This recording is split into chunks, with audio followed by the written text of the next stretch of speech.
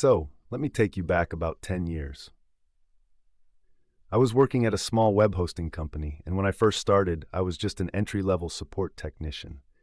My days were filled with phone calls from frantic customers who had accidentally broken their websites or, forgot their passwords.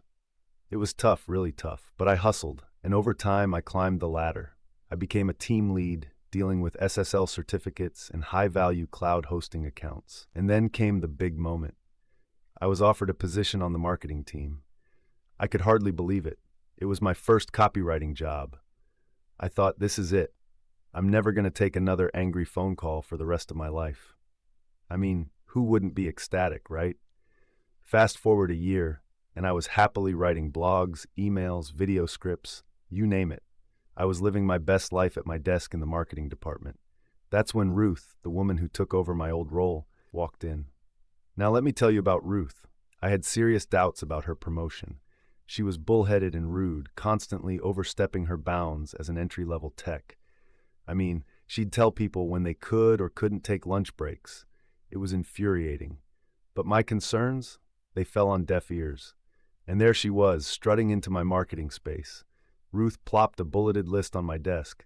"We need to talk," she said with that self-satisfied grin. As I glanced over the vague business strategy she'd written, dread washed over me. The cloud hosting division was expanding fast, and apparently her brilliant solution was to drag me back into tech support. Yes, you heard that right. She wanted me to take escalations from angry cloud customers. I was furious. "Absolutely not," I said firmly. But did Ruth care? Nope, she just continued her pitch, completely ignoring my protest. Anyway, you'll be taking calls from customers," she said, as if I hadn't just voiced my discontent. I was fuming, but I took a deep breath and tried to explain, "Ruth, I'm on the marketing team now. My tech support days are over." And then she hit me with this gem. I checked the roles and responsibilities section in the company handbook. There's nothing that says the marketing team doesn't work directly with clients. She flashed that grin again and added, "We'll have to get a phone installed at your desk." I was livid. I couldn't believe it.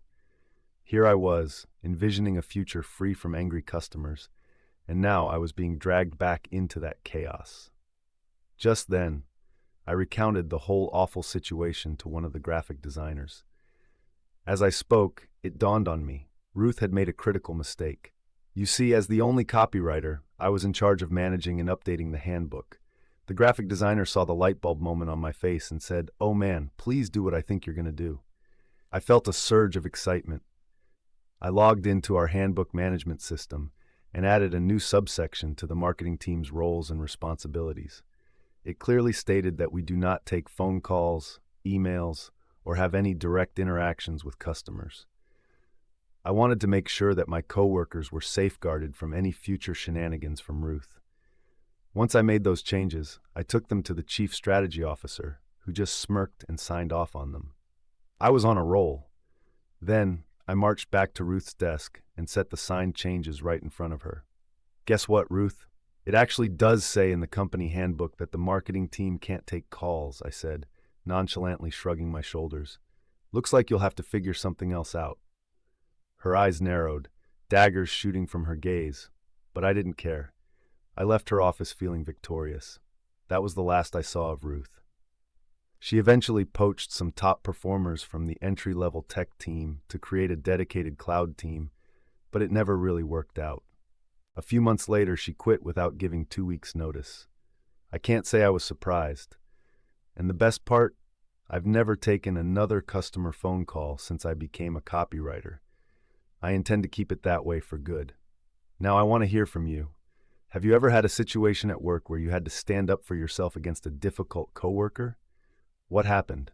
Share your stories in the comments below.